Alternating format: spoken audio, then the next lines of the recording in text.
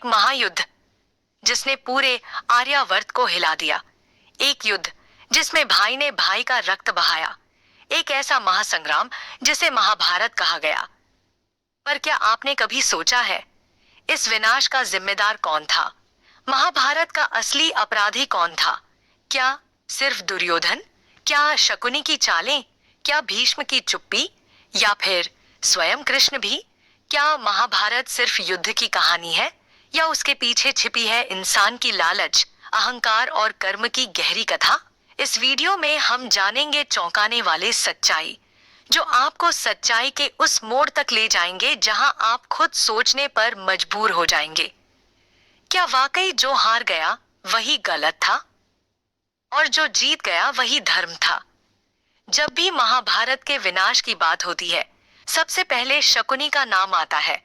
वो गंधार का राजकुमार जो दुर्योधन का मामा बनकर हस्तिनापुर आया, लेकिन अपने साथ लाया एक ऐसा जहर जो पूरे कौरव वंश को भीतर से खोखला कर गया। शकुनी ने पासे फेंके, पर क्या उसने सिर्फ दांव खेला, या एक पूरा भविष्य ही बदल डाला? उसके परिवार को हस्तिनापुर की जेल में भूखा मार दिया गया था। उसने अपने ही भाइयों की हड्डियों से पासे बनाए थे। हर बार वही पासा चले जिससे सिर्फ विनाश हो। लेकिन सोचने वाली बात यह है, क्या शकुनी अकेले इतना सब कर सकता था? क्या उसके भीतर का बदला ही इतना बड़ा था जो पूरे भारतवर्ष को युद्ध की आग में झोंक गया?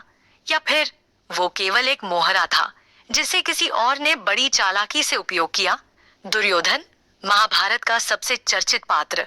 लोग उसे अहंकारी, जिद्दी और अधर्मी कहते हैं, लेकिन क्या आपने कभी उसके भीतर के दर्द को समझा? जन्म से ही वो पांडवों की तुलना में कमजोर नहीं था, लेकिन उसके मन में एक चीज हमेशा चुभती रही, स्वीकार ना किया जाना।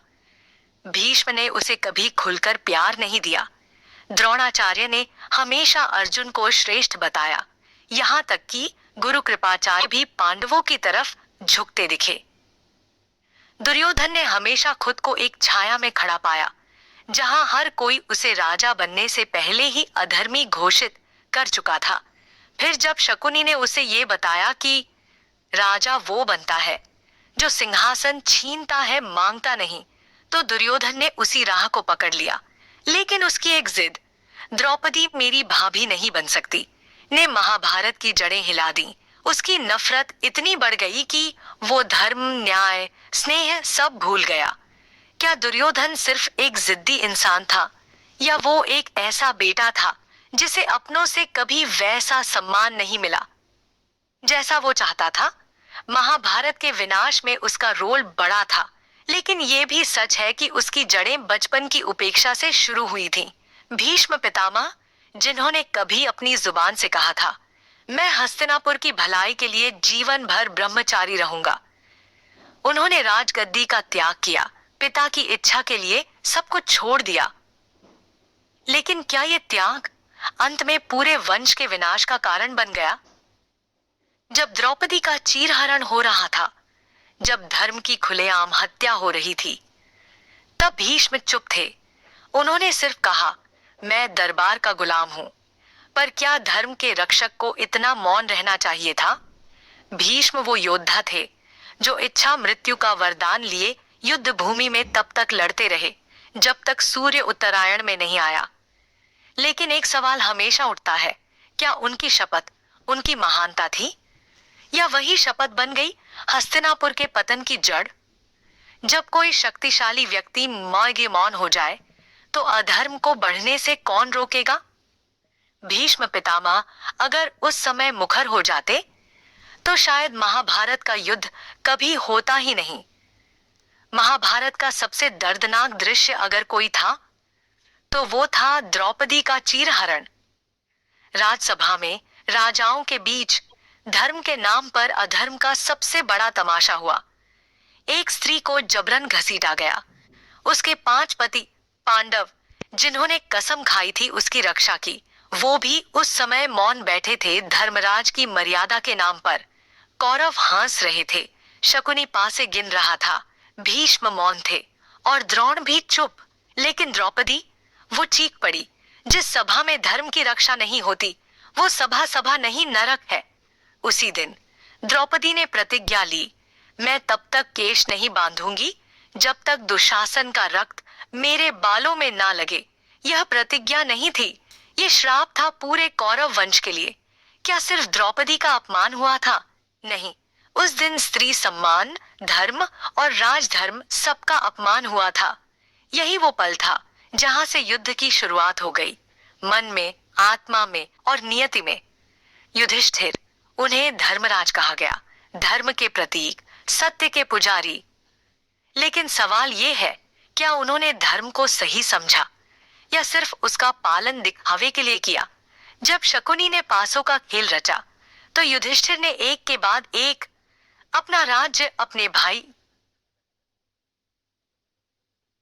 और यहां तक कि अपनी पत्नी तक को हार दिया। क्या यह धर्म था?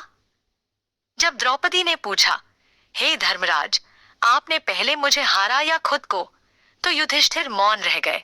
उन्होंने कहा, मैंने प्रतिज्ञा की थी, जो आमंत्रण मिलेगा उसे स्वीकार करूंगा। लेकिन सोचने वाली बात यह है कि अगर धर्म के नाम पर अधर्म सहा जाए तो क्या वो भी अधर्म नहीं होता? युधिष्ठिर ने हमेशा धर्म के पालन का दावा किया, पर कई बार उन्होंने निर्णय नहीं लिए, बस नियमों का सहारा लिया। और यही शून्यता पूरे पांडवों के जीवन को वनवास की ओर ले गई। क्या धर्मराज होना सिर्फ नियमों का पालन करना होता है, या समय आने पर सही के लिए लड़ना भी धर्म होता है? महाभारत का विनाश युधिष्ठिर के धर्म पालन से भी जुड़ा था, जहां न्याय की जगह निष्क्रियता ने अधर्म को सिर उठाने दिया। कर्ण, वो योद्धा जो जन्म से महारथी था, पर समाज ने उसे सिर्फ सूत पुत्र कहा। जब पूरी दुनिया ने उसे ठुकराया तो दुर्योधन ने उसे अपनाया, उसे अंग देश का राजा बनाया, सम्मान दिया। और उसी दिन से कर्ण ने अपना जीवन दुर्योधन को अर्पण कर दिया। लेकिन यही तो उसकी सबसे बड़ी गलती थी। जब द्रौपदी का अपमान हुआ, कर्ण ने उसे वेश्या की संतान कहकर सभा में जलील किया। क्यों? क्योंकि वो पांडवों से नफरत करता था, क्योंकि वो दुर्योधन के साथ था, और शायद इसलिए भी क्योंकि समाज ने उसे कभी स्वीकार नहीं किया। कर्ण को जीवन भर अपने असली पहचान का पता नहीं था कि वो कुंती का पुत्र, अर्जुन का बड़ा भाई और खुद एक पांडव है। जब कृष्ण ने युद्ध से पहले उसे सच बताया तो उसके भीतर का इंसान कांप गया, पर तब तक बहुत देर हो चुकी थी। कर्ण धर्म को जानता था, पर उसने वफादारी को धर्म से ऊपर रखा, और यही कारण बना उसकी भी मृत्यु का और महाभारत के महाविनाश का। कर्ण की त्रासदी यही थी कि वो सही था, पर गलत लोगों के साथ खड़ा था। गुरु द्रोणाचार्य, महाभारत का सबसे ज्ञानी और शक्तिशाली आचार्य, शस्त्र विद्या के अद्वितीय ज्ञाता, जिन्होंने अर्जुन जैसे योद्धा को तैयार किया। लेकिन क्या वाकई वो एक निष्पक्ष गुरु थे?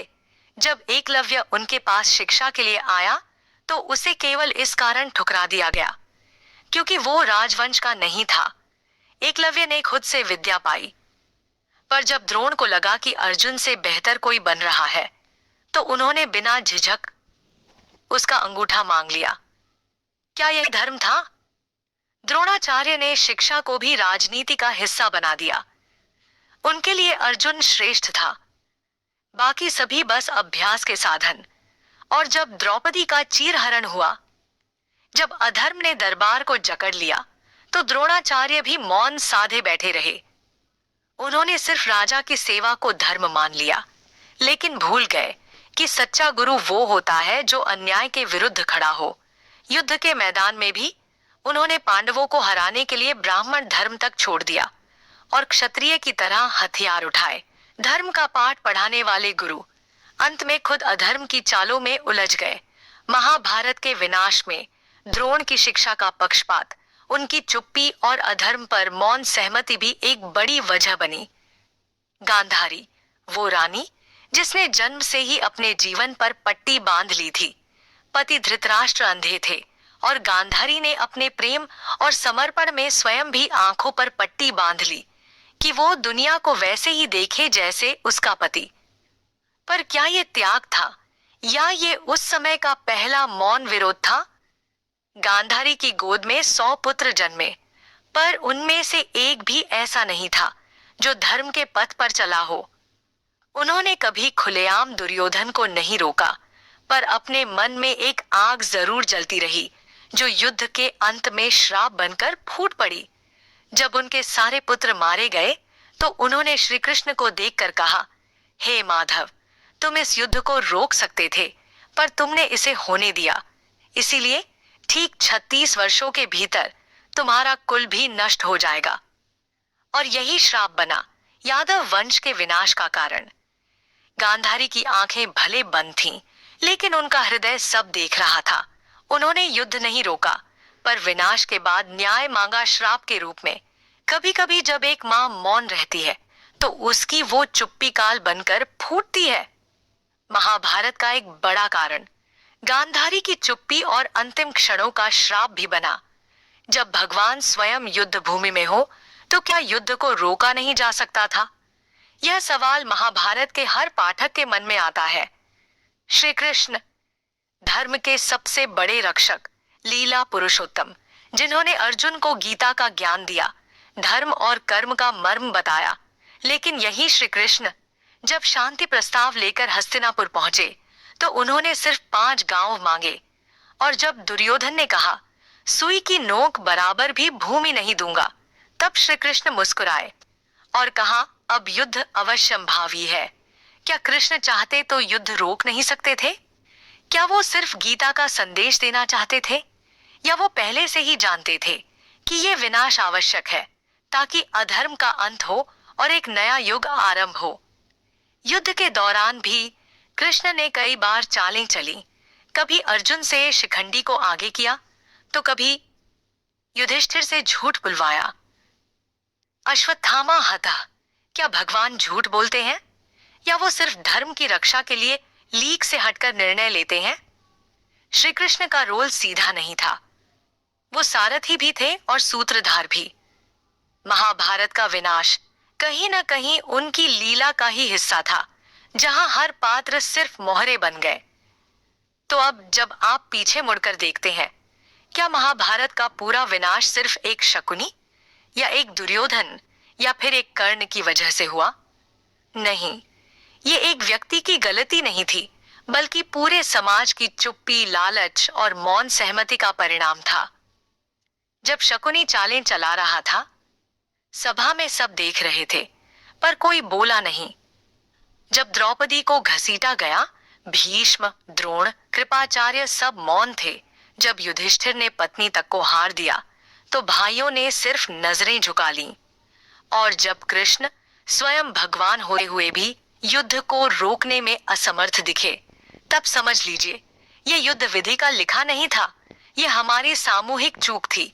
महाभारत का युद्ध हथियारों से नहीं, पहले मन में, फिर नैतिकता में और अंत में संस्कारों में हारा गया। हर किसी ने एक छोटी सी गलती की और उन छोटी छोटी गलतियों ने मिलकर एक पूरे युग को जला डाला।